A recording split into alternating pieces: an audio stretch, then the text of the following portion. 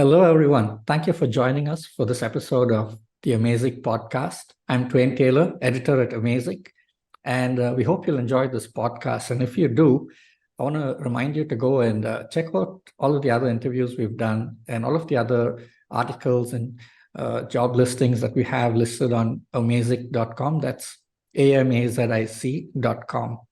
You'll find a lot of really cool stuff there.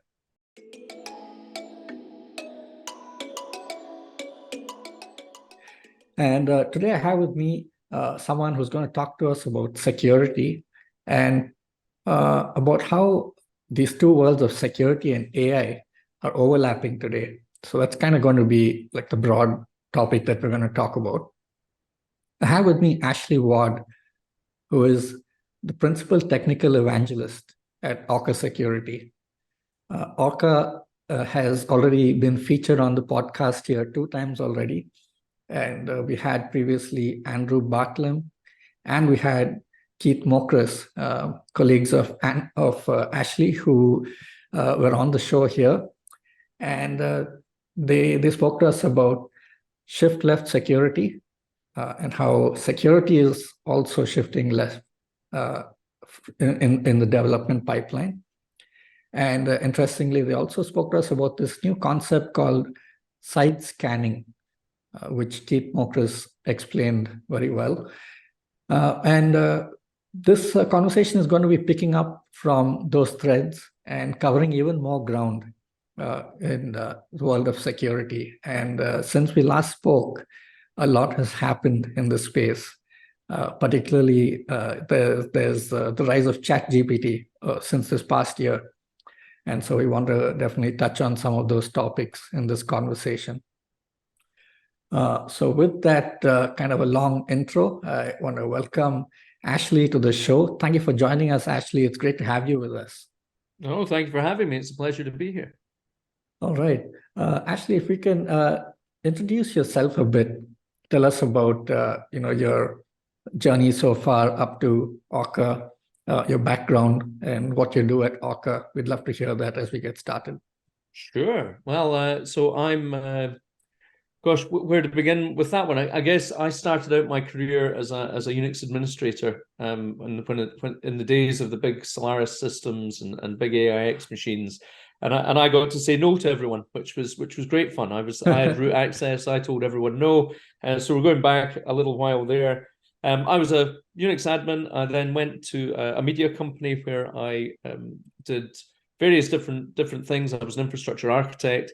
I was there when we first brought in what we termed lightweight services, what you might call now microservices architecture. So decomposing our monolithic application into these smaller units, and that's where I kind of was at the when DevOps was just kind of gaining some traction. I was involved in that, and suddenly could see how what previously was a back office function that I did.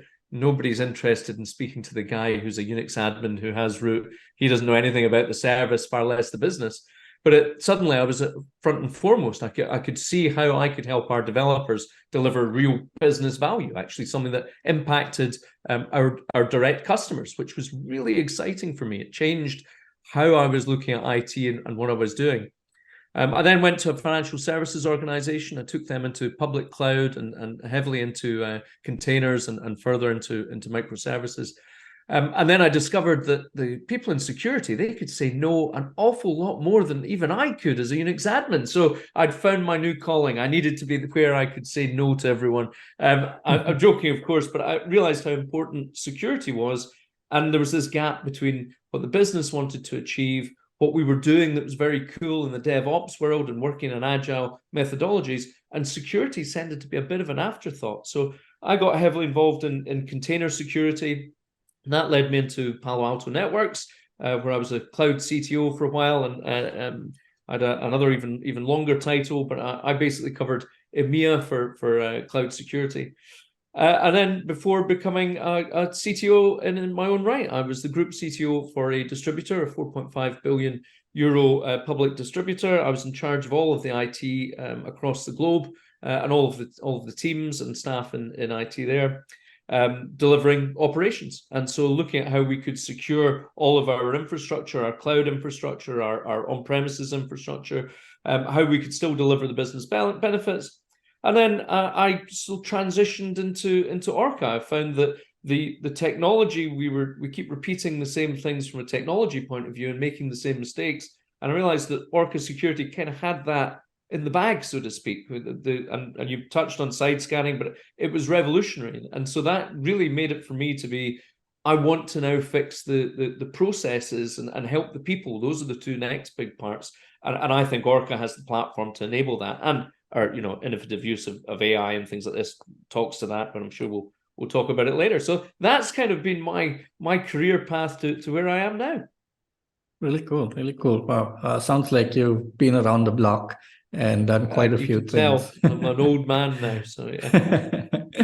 So what's your role at Orca? Who do you work with on a day-to-day basis? What problems do you solve? So yeah, I mean, I get joke that I get paid by the number of letters in my job title. So principal technical evangelist, I've got to try and get as many in there. I do a lot of talking. I do a lot of talking, and I engage with our product teams. I engage with our marketing department. I talk with our sales team. But by being separate from the sales cycle, the bit that I get the most joy from is speaking. Well, I speak at events and conferences, but it's speaking to customers, potential customers, and just people in the community. I get a lot of information from that because I've done a lot of walking the walk. And so it's not just me trying to talk the talk, it's also learning how other people are solving those problems and going, yeah, okay, I can see how, again, coming back to that thing that drives me, which is we always, as technologists, try and look at a technical solution for things. And often it's like, well, there's a myriad of different ways of solving that. What is the problem? How do we identify that? How do we look at what those processes are and the people? And then the technology backs it up. So I say to everyone, I talk a lot. I do an awful lot of, I suppose it would be research in the market to then drive how our product develops and also how we engage with potential customers, existing customers, and really just make sure that what we know is a great product actually is a fit for people out there. Really interesting.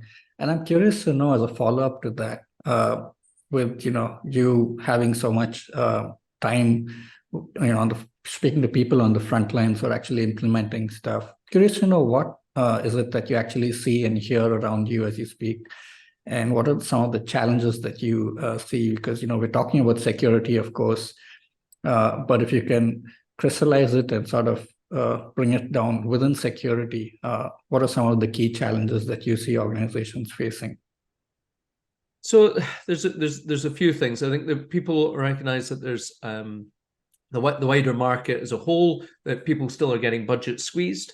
There's still issues around the skills gap now. Whether that's, and I know that there's a lot of changes in the marketplace from a people point of view, but there's still this issue of, think about all the different myriad of technology that's out there and that we've been using for the past 10, 15, 20 years. There's a whole vast range that's active now.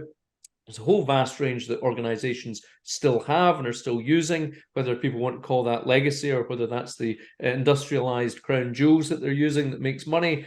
There's still a huge amount of stuff. So whenever I speak to CISOs and people in the security arena, it's impossible for them to be across all of the different technologies that are out there. It's impossible for anybody to be. It's very difficult to have staff coming in. There's kind of people talk sometimes about these rock stars coming in who are multilingual when it comes to technology and can very quickly adapt and change. And whilst there are possibly people out there, I think in reality there's too much. If we rely on people like that, well, one, we're not fair to other people, but two, we're forever waiting for this hopefully golden child to appear that will solve our problems.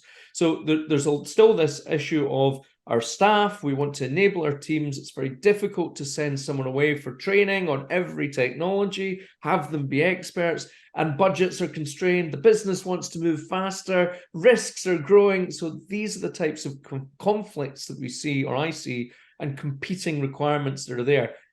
Have they always been there? Possibly. I suspect what I'm hearing from people, not suspect, what I'm hearing from people is that the pace seems to be an awful lot higher. So there is a lot more change, and there's a lot more expectation of change. And we still have those same constraints of, we've got our existing teams, we've got the new technologies that are coming on. We need to have the policies and procedures to match up with that, to manage that risk. So it's some of the same stuff, but a much faster pace, I think.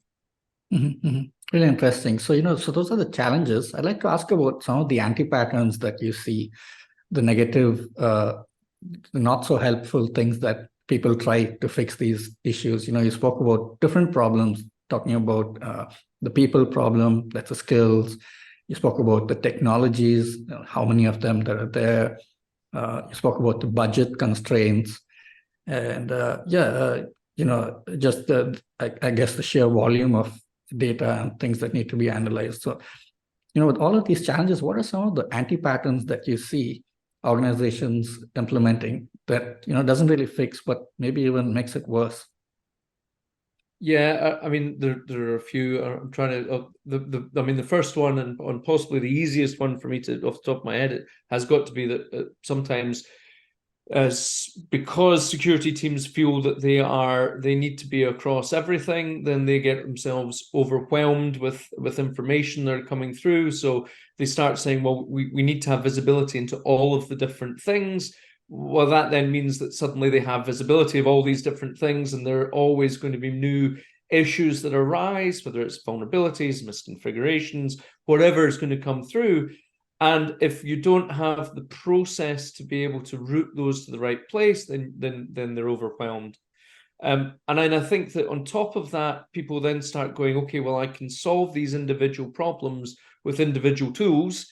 So if I look at this and go, that is good enough security, I'll just put that in there. Typically what happens is that then they're pushing that problem again back onto the people. And if you've already got a security team that's overwhelmed by alerts that are coming through, then they're going to miss the important stuff because they don't have the context that comes from all of that information coming into a central source, or even being processed in a central way and then sent to the appropriate teams or the appropriate people who are going to do the fixing. So I think people think that in order to secure things, they need to have greater visibility, which is true to an extent, but you need to be able to support that greater visibility to send the things to the right eyes, get the information to the right people who are going to fix it. So I suppose that the people think the first part, they do the first part, and they don't see it all the way through, and then they're overwhelmed, and all of a sudden it's the fault lies with, well, the alert was generated, but no one did anything, or no one could do anything. It wasn't actionable, Really interesting. I was wondering if you could share an example or two to kind of describe this problem, in a day-to-day scenario that an organization would typically face, where they've got all of this data coming in, and and they're not able to, let's say when they have the visibility and they see a lot of these security alerts coming in, but then tell us about how the routing challenges, how do they play out on a day-to-day basis? Sure. So I like to think of it as, if we go back to the ye bad old days when I started my career, things were a little bit slower moving. In order to get a server or get a database up and running, you had to fully scope it, get the server ordered, get it racked and cabled, and go through all the approvals for that. Then you would have someone from the Unix team who would be the administrator of it. You would then have an Oracle DBA who would then come along, or other database providers were available. But back in ye old days, we've got this relational database. We've got somebody coming in and installing that and managing the database. Then you might have people within that database. So you would then have maybe schema owners who would come along and be in charge of that. But you've got these layers, right? So you've got the application and how it's interacting with the database. You've got the DBA who's managing the database as a whole. You've then got a Unix admin who's looking after the server or the cluster. And even then you would probably have storage people who are assigning the storage to the server. They looked after the storage piece. You would have networking engineers who would make sure that it was all networked. And so you had these layers. Now, that took a lot of time, a lot of effort, and honestly, thank goodness those days are gone. It took so long. Well, they're not completely gone, of course, but when we want to spin up a dev server, that was a world of hurt. So if we fast forward to cloud computing, it's wonderful. And genuinely, I'm a huge fan of the public cloud service providers. Orca Security are a big partner with all of the cloud service providers. We love the cloud, right? We can move it a lot faster. But then we do have that, and I'm sure all your listeners fed up of hearing of the shared responsibility model. You can find it. I won't go through all the details of it. But depending on the service you're running in that cloud service provider, you take on a greater or smaller amount of responsibility for it. So going back to that database point of view, if I'm a security team and I set up, tell me all the alerts about the databases that are running, that's great. Now I'm getting alerts about that database that's sitting on a virtual machine in AWS. I'm getting alerts on the RDS database that's sitting there, I've got alerts from an insert different database technology of choice that you've got there. But they might all go to different teams. They might all go to different places, those alerts. So whereas before, you would just fire that over to the DBA team, or you would fire that over to the operations Unix team to find out, it doesn't work like that now, because we're deploying things, whether it's infrastructure as code, even if it's manually next, it's still different teams that have responsibility and are managing those different database types. So if you're a security team and you say, I want to have all the visibility, which is super, and you don't do that routing, then you're going to have, right, what's this one for then? And I've just mentioned AWS. I mean, we could be talking about GCP, we could be talking about Alibaba. How do I know this alert on this database? Who should look at this? Who should fix it? And that's the bit that people need to be across when they just think, I'll just have all these alerts coming in. If you don't have the context and the right process involved in sending that to the right place, it's just not going to get fixed. All right. So I think we've described the challenges fairly well and really crystallized it. And I'd like to segue now to talking about kind of the solution. And even with the solution, before we get to more specific suggestions, as an introduction, what role does AI play in all of this? How is AI relevant to these challenges, particularly when it comes to security? So where I see AI and where Orca Security is really seeing huge use. We initially released some of our AI features. I wouldn't say almost as there's some hype, let's release something. Our research team had seen that this could be useful, and we work in a very agile way. We come up with features and ideas, and we launch them if they're safe, and we see what the uptake is, and then we move on from there. And if something's sounds really good and we launch and it's not seen as beneficial from our customers, then we don't invest in that any further. We can move around all the place. And our AI integration, our initial one was almost like that. It was like, well, seems like a good idea. Let's try it. And we saw huge uptake from our customers, and sustained as well. So when we release a new feature, you would expect, you see usage go up and then it drops off. If there's, depending on how people feel, it stayed up and sustained. And we've seen that throughout all the different things we do with AI. Now, there's a couple of things on where it can be really useful. One, we've always had what we call our unified data model. So AI is only as good as the data that it's got to be trained on and the data that it's got to use. We were in a really fortunate position that from day one, we've had this unified data model. And that means that all of the different sources of information about the public cloud, we've been ingesting and storing in a standardized way. So when we wanted to try things out, we had the model already there for AI to take in and to learn from. So there's one that I think everybody is shouting about, which is we can use AI to try and look for patterns and look for things where we can improve stuff. The bit that I get excited about is we can actually use AI to elevate our people. So if we're thinking about the people, if you want to get somebody who's AWS security specialist, right? Then that's a high worth individual. It's someone who's done a lot of training. If you take that person and say, right, now I need you to look at Azure because we've just acquired this company over here, they're going to be good and they're going to know stuff. They might not know the exact bit of what that means in Azure just because they've not used it a lot. well, AI can be that translation piece.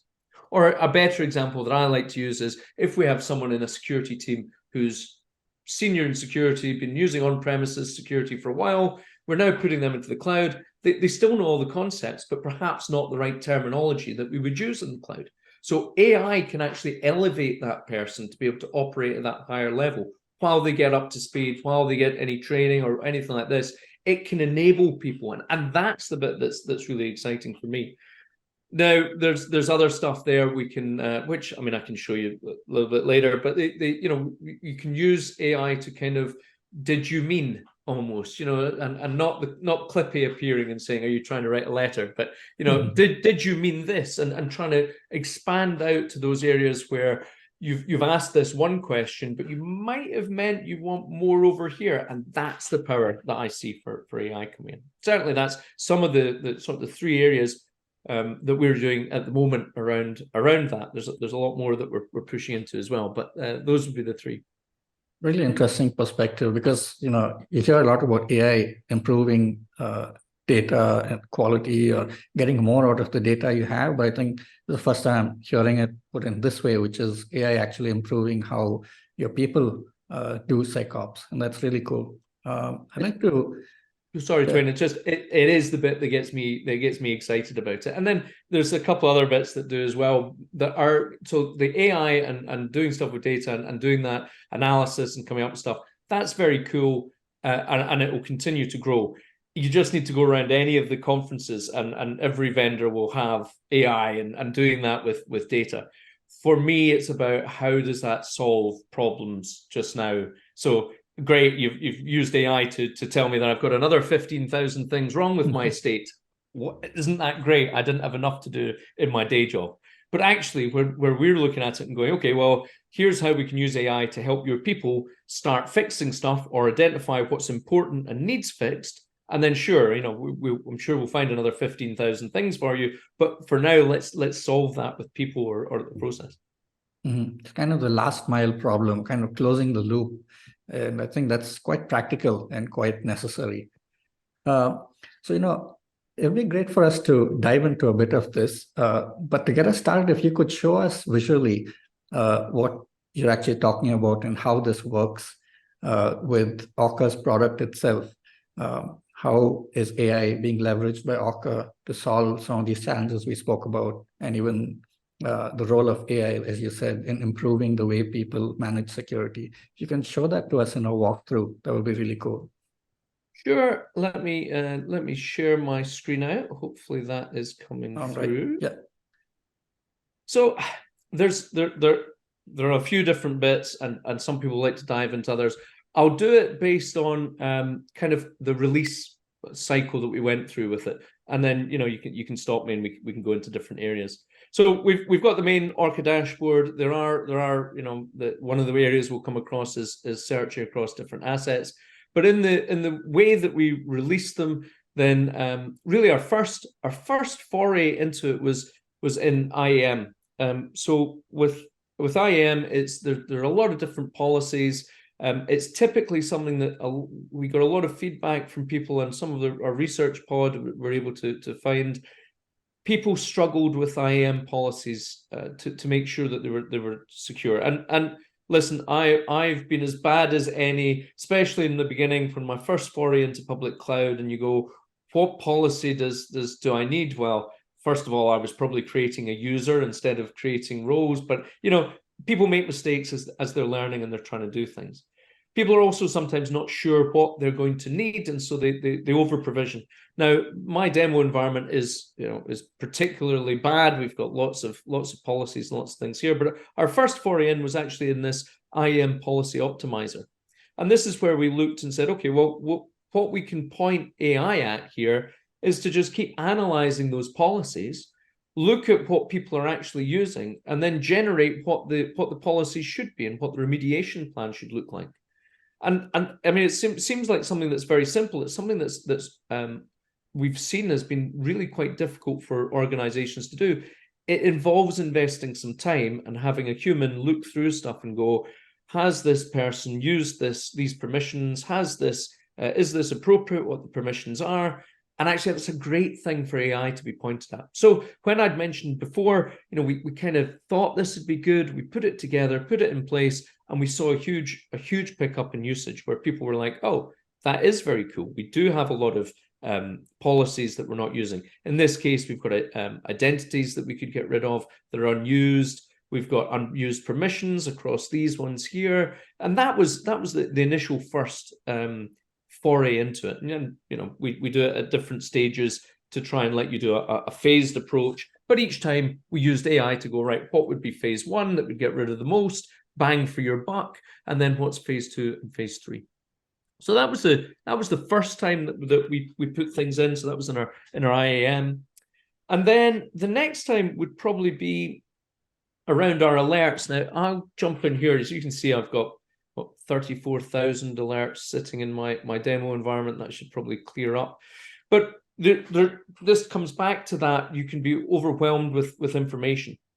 You can then also be overwhelmed with information and what the fix is for that information. So you end up saying, okay, well, I know that I need to patch something. I know what I'll get this team to patch it. And then they go, well, how do I patch it? Well, that's not my job. That's your job. But it changes when you've got that the DevOps team are doing it. You no longer got the Unix team that do patching. And so it can get a little bit confusing as to where people go.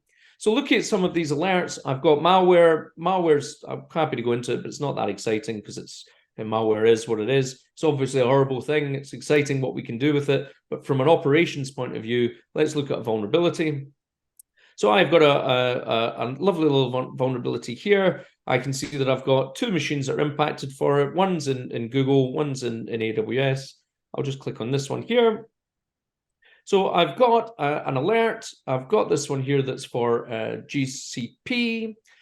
And I've got details about it. So one of the things we did was we used AI to look at all the data that we know about this asset to be able to build out this live information about it. So we can say that this is running. If it had stopped running, we'd know that it had stopped running and could say. So lots of information. But the bit I like is this part here. Now, we're using, in this case here, we're using Azure's OpenAI. This could happily be, and we always operate in whatever the cloud provider is that our customers use. So if somebody's using AWS, then this will be Bedrock. In this case, I'm using Azure. And what this is, okay, I've got this problem. I want to tell my security team, my operations team to fix this, or my DevOps team to fix this.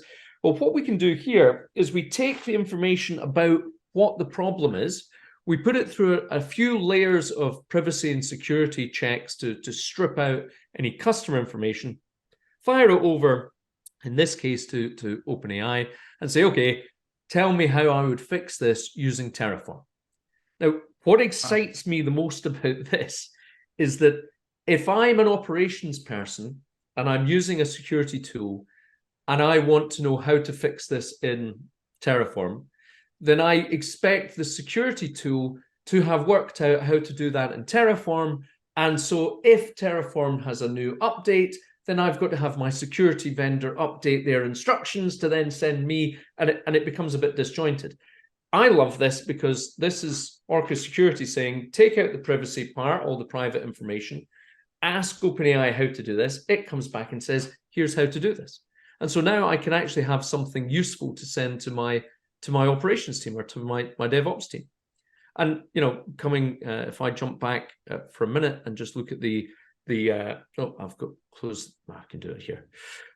The coming back and looking at this and saying, okay, well, what if I do this for a Linux server? What if I want to ask some additional questions? Then I can come along. In fact, there we go. I can come here and I can say, let me see this for a Unix server in AWS.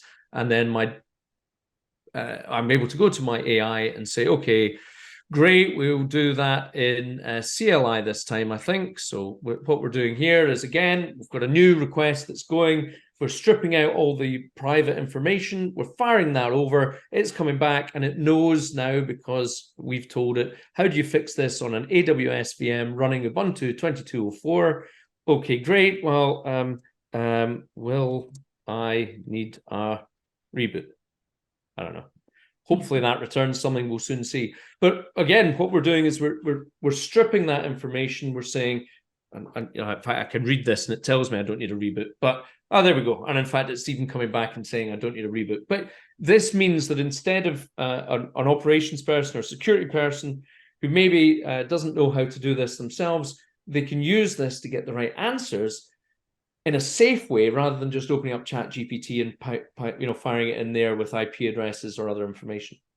So that's the second piece that we came out, and this has been really exciting. Lots of people are using this, and some of our SEs have got some really elaborate demos that they'll do here, where they'll be like, generate me an email for my users, and it will come back with the email. But this is what talks to kind of elevating people for me and giving that power. The final one, and then I'll stop talking. It's not actually the final one; it's kind of the final one. But the searching assets. Could I ask a follow? I mean, could I ask a question related to this though? About just, I mean, how you found? I mean, like, how's the quality of these? Because this seems to be, it's really important, right? Because it's related to the security of the app, and so the suggestions, the quality of the suggestions is really the thing that really matters here.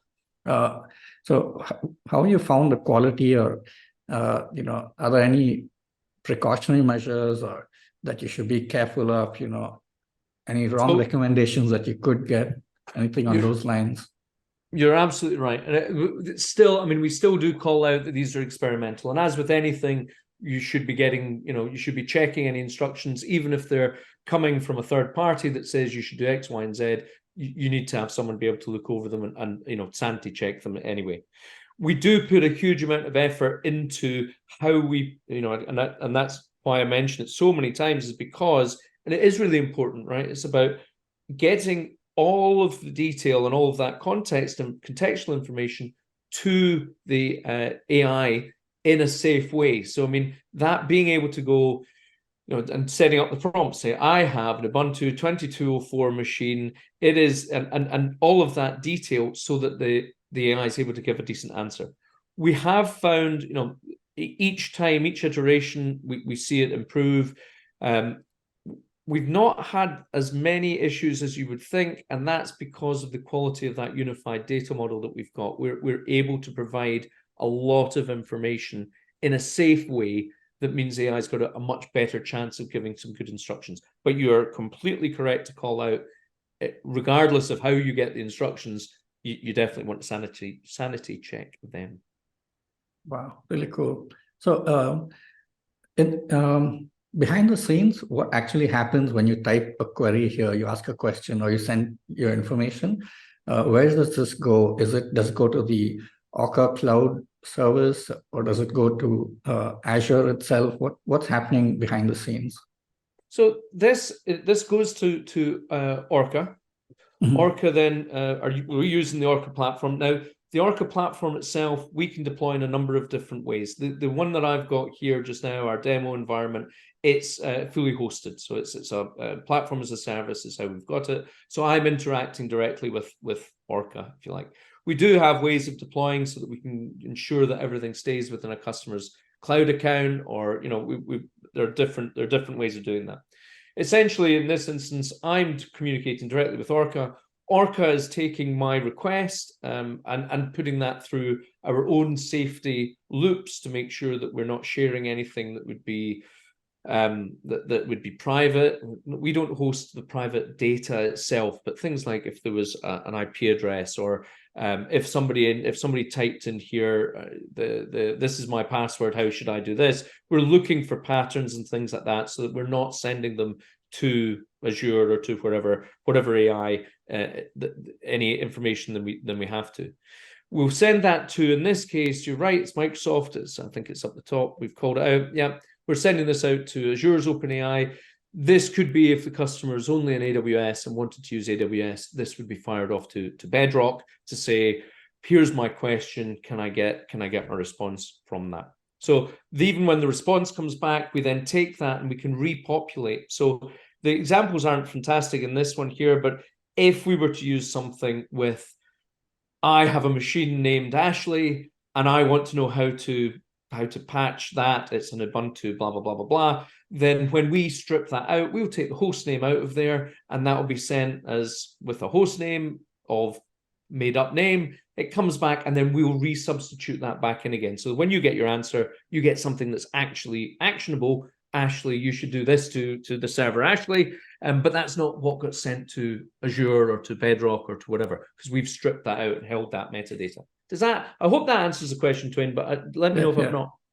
Yeah, no, it does. Yeah, and it's fairly detailed answer. I was wondering about cost. So, for using this OpenAI GPT-4 with Azure, does the customer actually pay Azure for this, or is this part of the Orca subscription? How does that work? Yeah, so it depends on the deployment model. As with everything, it's an easy answer for me. It depends. No, usually that's just part of what we do. If we're a platform as a service, if we're doing that. If we're in one of the deployment models where there's things that are running in the customer's account, then it will be they'll have the charges because it's their account. And so Okay. yeah, it's a rubbish answer for you, but it depends. Typically, though, that's part of what we provide. Okay. Neat. Yeah, wow, this is really cool.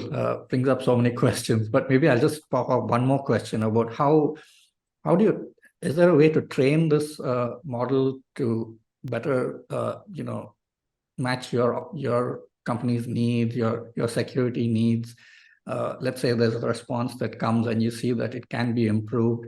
Is there a way to give it feedback saying, hey, no, I need actually this?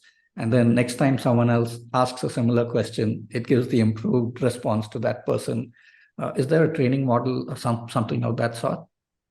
There is. You don't have direct access to that as yet. Mhm. You don't. Mhm. You don't have direct access to that. That's something that we control. But we are. I've always, So when I didn't work for a vendor, I would hear vendors say things like this, and it is what they say, but I can't convince anybody other than saying it is what we do. All right. We want to know that. We want to know what people are seeing and actively seek that feedback. I was speaking to our director of customer success, and that's a key thing that they do as part of their calls is to go, have you used some of the search functionality? How did you find it? What did you need? And we can retrain and do that type of thing at the back. We don't expose what we do there for people to directly influence, but we definitely want to partner with people and see this improve. It's been such a big uptake that yeah, it's something we care about. All right, really cool. Yeah, I'll stop the questions about this with that, but it's a really cool feature, really interesting to see this use case. But yeah, you had a third thing to show us. I did, and I started typing it there. I get excited, as you can see, I get excited by some of the silliest and little things.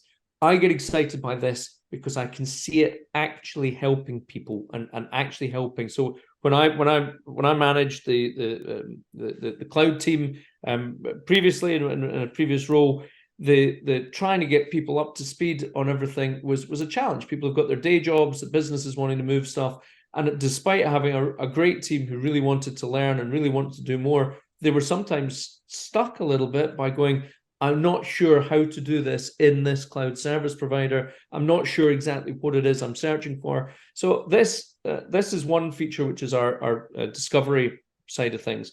So this is the first part of it, which I think highlights it really well, and then we'll dive into the second part. I've just typed Jenkins in my search there. Now, did I mean assets that were called Jenkins? Did I mean alerts that could impact assets for Jenkins or vulnerabilities that impacted assets?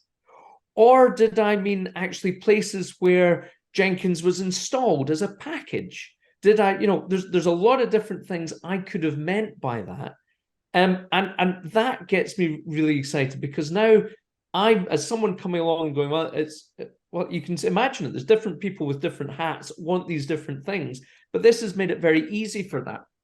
And what we've done is we've got that unified data model, and we've always had this discovery piece here. Now, our discovery piece, it's really way we've done things with our unified data model is we're able to perform advanced data analytics on that and be able to go, okay, and this ties in with, I'm sure Keith would have mentioned before in a previous episode, or Andrew, about those attack paths and being able to build up that picture of all the different risks and bringing them together to make something that you can see is actionable. Well, discovery was always about allowing you full access to your data after all. So we allow you full access to look at all those different relationships. But it can be quite difficult, as we've seen. If you just type Jenkins, what do you mean? Well, in this case, I want any compute services, and I want to know if they have an installed package that has a name containing this. Quite simple, you would think it at the on the face of it, but breaking that down across what could be all your different assets is really big. So if I clear that and look at my AI and do show me VMs with SSH keys, that seems like something that might be valid. I mean, what does, if we were doing this in searching through a database or a config management database, we would need to be going, when I say virtual machine or VMs even, I actually mean virtual machines. And when I say virtual machines, I mean they could be GCP compute instances, AWS EC2 instances. They could be, we've even got Oracle Cloud in there. They could be all these different things. Now, if I'm searching for stuff, then I need to build up that discovery and know what I'm doing. Whereas I love this. This means that, someone who is, in this case, someone who only has used virtualization technologies on premises can ask here and get the information across different cloud service providers. So that type of thing for the AI discovery really elevates people and makes people be able to do a lot more. And this is where we've got a load of generic ones there, but show me serverless, not instances, let's say functions with an attack path. Trying to think. Yeah, let's hit O there. So we're stripping out what the language is. We're using that large language model. We're using that natural language and going, right, this person who's asking is asking about serverless functions. That could be any of these types of serverless functions. That has an attack path. Okay, well, there's our attack paths. And then I've got, all of that information is straight there. So those are the types of things that make it easy to consume all this vast amount of data that we've got. And so that's, I keep on talking for ages about it, but that's probably some of the major bits that we've got just now around AI usage. Wow, really cool. Yeah, this is really powerful search. It can really save a lot of time, especially when you're working with like an incident in real time and you need to pull up data on the spot. This just is invaluable. It's amazing. It's the people, Twain. Honestly, it's having having being a manager, been a senior leader in an organization. Everyone always goes, people are our most valuable asset, and it's sometimes said and it's thrown away. I really think this now means that we've got a way of having junior or senior security people who are less experienced in certain areas can now immediately be effective and can create actionable advice. And so when we talk about we have we can't get the people, we should be using AI. To me, as an assistant. AI should be allowing people to do better. It's the human. And coming right back to the really important point you made, even if you're getting information from an AI, you still want someone to be able to analyze that and check it. And I think this really helps people do that. Wow, that's really cool. Any instances come to your mind of how some of your customers use some of these features that you showed us, and what difference does it make for them? Any examples or kind of the impact that you can share? The search has proven to be really useful for people, and really useful to the point where people just it's natural, and people think, oh yeah, that's how it's always been, and in fact that's and that shows how successful that's been. But a big one is people being able to search here for just just anything and across their cloud accounts. So we see a number of, we've got role-based access control, and we can, restrict down what people see and what they don't.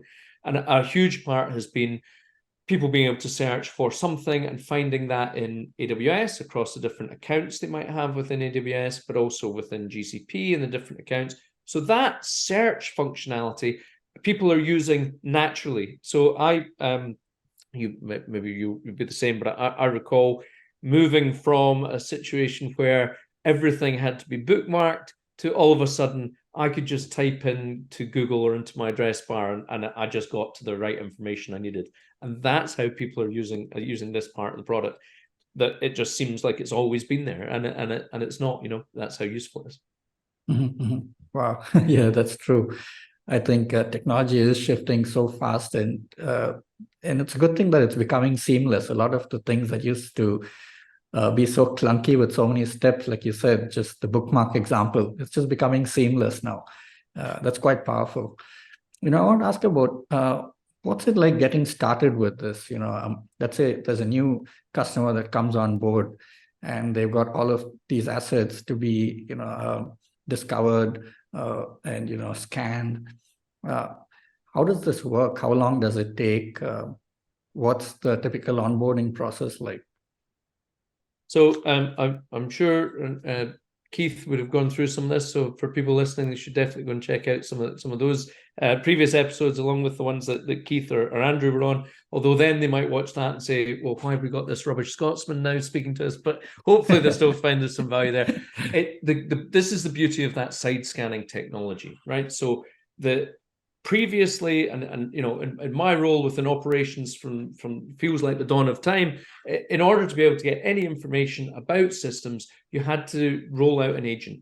Now, as an operations guy, that causes a number of different problems. Even if the old, oh, it'll consume all of my resources thing is solved, there's still a lot of I, as an operating system person who's providing production environments and dev environments, I need to make sure that all the software that's rolled out has been tested and is able to be used. So rolling out an agent's a pain. When you're in security and you're then asking someone who really doesn't want to have to do that work because they've got a load of other things to do to roll out agents so that you can get visibility and tell them that there are more issues, that's a really big bit of drudgery.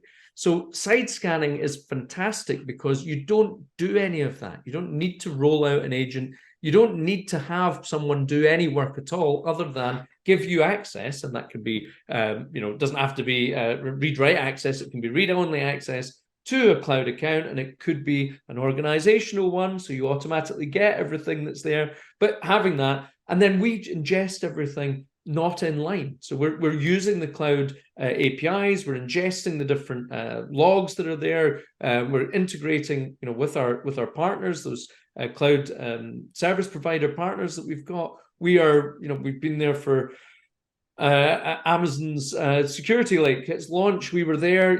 We tie in directly with all these things, and what that means is we can consume all that information, we can scan all of that, and provide all of the relevant details without having to wait for someone to deploy an agent or without having to wait for a path to production. We can do it straight away. So typically, you start getting information within minutes of rollout, and the way to roll out Orca is click, add account, done. That is literally how quick that is. And then you get information within minutes. Realistically, though, I say 24 hours, and then you'll have a good picture. If you're wanting to see things like, well, are my users using these permissions, then that's going to take a little bit longer for us to learn. But vulnerabilities, asset information, being able to use that search, that's going to be available, within minutes, within 24 hours. Really cool. As we wind down our conversation, it's really, really fascinating to just see how Orca is really integrating AI, generative AI into the product and into the security workflow. Really cool stuff. But looking ahead in over the next 1 to 2 years, we've seen kind of, and I'm sure these are really early days, even what you showed us, I'm sure there's a lot more in the pipeline. But where do you see security and AI heading? And what are some of the 1 or 2 things that excites you as you think ahead for the next year or so? Well, I think that we're going to see well, I hope, but I think we're going to see an awful lot more of moving away just from let's use AI to analyze data, which is really important still, as I mentioned. That's great. But I'm really, really looking forward to seeing that more of a shift into, we've done a lot with the people there in our product, but also more around the processes, and actually, can we use AI to look at those. I mean, you will have done as well as I did in my career at some point. You're doing Six Sigma. You're looking at how you can, just-in-time provisioning. You're looking at where things are in a process. And typically, though, people kind of do that, and then it kind of stays like that for a bit. And it's only when there's someone new comes into role or comes along and goes, why are we doing it like this? And then reanalyzing it all.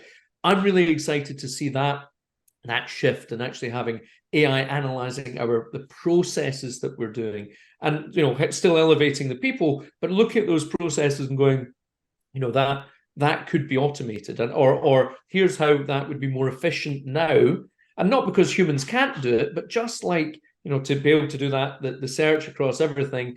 I would need to train a human to be able to go into each of the different cloud service provider consoles, do the search, or use the APIs, just making that easier. So having a look at those processes that we've got, or even the procedures, generating procedures out of those processes, and then saying, these are all the steps, we could automate them, but otherwise, here's your procedure. That I think will be a lot, because that, I've been through ISO certification. It's immensely valuable, but it is just looking at whether you're marking off the processes and you're identifying risk, and you're how you're progressing that. I think it's right for AI to come along and be able to prove it or not prove it, or assist in that. So that's what I kind of looking forward to.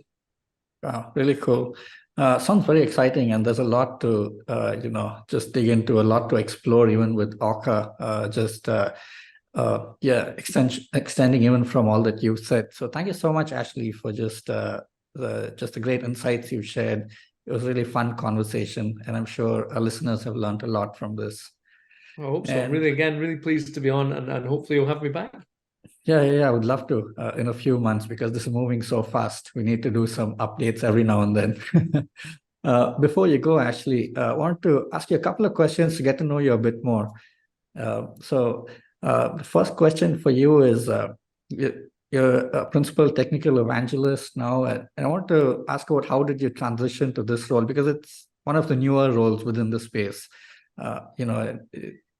So yeah, how do you transition from your initial roles to this? Well, it's I think it's really interesting. I mean, I suppose what would have been my role in the past, this position might have been a developer relations or something there. And I like it being not just specifically on developer relations. I think it's all everyone's relations. I'd still a big proponent that DevOps didn't just mean development and operations. It actually meant development, audit and risk, operations, finance. It was the organization. It was an organizational shift. So the same for me is that a technical evangelist is I'm going to spread the good news about technology, right? I look at it as, don't worry about the technology. We can talk about it. We've got loads of people who are enthusiastic about technology. How does technology solve business problems? How does technology enable people and enable those processes? How does technology do stuff? So how do you get into being doing what I do? You could think of it as developer relations. You should think of it as you'd obviously need to like to talk a fair amount. I would say curiosity is the big thing. If you're consistently curious as to how things work and how things could be better, and having that level of optimism that goes along with it, I think that's how you slip into where I am. Me. Wow, really interesting. Spreading the good news of the technology is one thing, but then making it real for people is the other part, and that's really cool. That's the difficult part, Twin. It's all very well me going, that's what we're doing. It's all good, it's all shiny, but it's where the rubber meets the road, and so that's the bit where it does get interesting, and that's where, okay, why are you doing something like that? And if you just come from a technology point of view, then sometimes when you go into especially big enterprises and they say, well, we do it this way, you go, well, that's crazy. Why would you do it that way? It's so inefficient. That doesn't work. You've got to understand that there are reasons why these things have come into play, and you've got to be interested and go, okay, yeah, all right, I can understand why that is. Okay, well, what about if we were to, and problem solve there? So it isn't all easy, but it can be quite exciting, quite optimistic around it. All right, yeah, that's true. I want to ask a bit about just how you work on a day-to-day basis and your productivity. Do you have any productivity tip that really works for you that you'd like to put out there? So I like to whiteboard a lot, and I like to whiteboard, and it's almost like doing a mind map. I find that I like lists, and I'm quite happily using getting things done or different productivity ways of trying to pinpoint. But sometimes I find it quite nice to then flip over. I've got a big whiteboard there, and just getting and how does that relate to this? And so what I would say is, from a productivity point of view, getting things out of your head, however you want to get that out of your head, and into something that's actionable, that's the big thing. And don't just feel like because you use technology, it has to be in OmniFocus, or it has to be in to do, don't forget the milk, or whatever you want to. Instead, it could be a drawing, because your brain's going to work in different ways, and getting that out is the important part, because it'll let you prioritize effectively when you see that big picture. Yeah, neat whiteboarding. That's cool. Complete this sentence. At a party or conference, I'm usually the guy who. Oh, probably has a drink in his hand, talking to people. It tends to I like being in conferences. So if your listeners might not know this, but when you're a vendor and you're at a conference, typically you don't get to go along to all the nice things that are going on in the conference. You're typically at that booth. Now, what's really exciting about the booth is you get lots of people coming over who are interested, and honestly, every person standing at the booth is interested in what you've got to say. Whether you're interested in the technology that vendor has or not, they want to speak to people. But I really like it where at the reception, people usually have a beer, a glass of wine, or a cup of coffee, or whatever, and then they can they go, yeah, but the problem I'm facing is, and that's the bit that I really, really like, right? Because a lot of the time at the booth, people are like, what do you do? What's your product? What's the technology? And it's at the reception part where people go, yeah, well, I'm struggling with this part. So I would be the person with a drink in his hand, talking to people to try and learn what the actual problems are they face. So you're waiting for the after party at the conference. Always the after party. You can tell me, I'm a party. All right. One more complete the sentence for you. The best part of working or being in the cloud computing space is. Oh, rate of change, pace of change. It's exciting. It's really cool. I mean, it was really cool being in IT, full stop. Because I just love computers. It's just so cool what you could do with them. But it's the rate of change. I mean, it's the services. It's ridiculous how far things have moved and are continuing to move. That's it. It's the excitement. It's the rate of change, and what it's doing to people. People are getting more innovative because they're not having to worry about plugging this cable into here, or it's just exciting. Yeah. I know some people may see that as a con, but then I think, for most people who are really in this space and enjoy it, it's a reason to hear. So it is. Cool. I mean, I can see why people would think it's a bit of a con, but I like to look at, if it enables us to move faster and get more done for our business, then that's the bit that really gets it for me. So, and there'll be different, there's different risk levels, there's different, appetites for change in different organizations. There's no one size fits all. I'm not trying to advocate for that, but that's what gets me about cloud computing, is that there's so much scope for creativity and what can be done, and being able to fail fast, so I don't need to scope having a server and what the SAN storage is going to look like, or what ports I need to open on the firewall, or what I can in a safe environment, I can try things out, I can fail fast, and we've only spent a small fraction of money. Yeah. Oh, it was a wonderful conversation. I really enjoyed chatting with you, Ashley. Thanks so much for just joining us today, sharing all of those insights, and really giving us a great overview, and even not just an overview, but even taking us through the various different, different pieces of the puzzle where, Orca is bringing things together and making it quite actionable and practical and usable for security folk. It was a really cool conversation, great walkthrough. I thoroughly enjoyed it. Thanks for joining us. Oh, thanks very much. I really enjoyed myself. Thanks very much, Tim. All right. Thanks, listeners, for listening in. And like we mentioned a couple of times in our conversation, as a follow-up to this, go and check out our chats with Keith and Andrew, just look up the amazing.com website and just search for their names or search for Orca, and you'll find them. Till our next conversation, you guys have a great one. See you then. Bye-bye.